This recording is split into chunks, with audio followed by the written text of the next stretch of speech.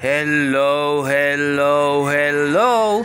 Hello Philippines, hello world.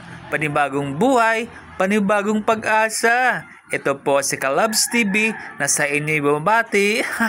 Charot. Ang tagal ko nang hindi nakapag-vlog. Hindi ko pa alam kung ano ang vlog na gagawin ko. Diyos ko, puro de. Pati si ate na naglalaba at si ate Seni kinunan ko ng video. May mai-vlog lang ako. Charot. Hindi ko pa kasi nasisimulan ng unang project ko.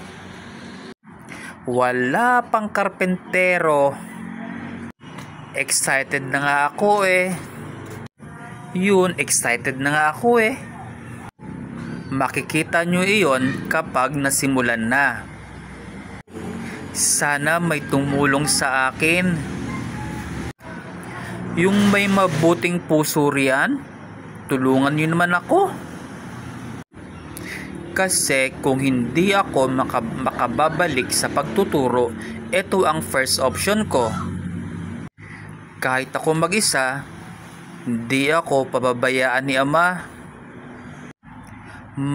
Mayroong magbubukas ng pinto para tulungan ako. Si Ate Seni at Ka Jerome, tutulungan nila ako para mabuo ang unang project ko. Alam ko imposible kasi stroke ako. Maraming magne-negative riyan kasi nga stroke ako or stroke ka. Hindi mo kakayanin. Huwag naman sana. Gusto ko pang magkaroon ng silbi sa mundo.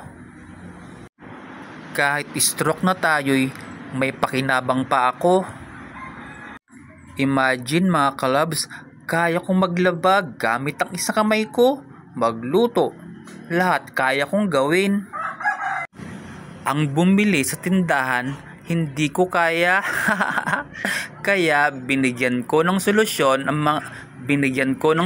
mga kalabs. Ito ang unang project ko. Hoping maging successful. Sharing po tayo mga kalabs. Maraming mga pagsubok sa buhay ang tinatahak natin. May mga pagkakataon ding inalipin tayo ng kalungkutan. Subalit nandyan palagi ang Ama para aluwin at alayan tayo. Palagi mo ring piliin ang maging masaya. Kahit nasa kabila nito'y nakararanas ka ng mga problema. Sana maging aral sa inyo ang buhay ko. At marami pa akong isi-share sa inyo mga kalabs. Yung bagong serye ng buhay ko. Eto malapit na. Bagong serye talaga. Hahaha, charot. Magsisimula na ang bagong yugto ng aking buhay. Ito po si Kalabs TV Vlog na nagsasabing paalam. Bye-bye. See you.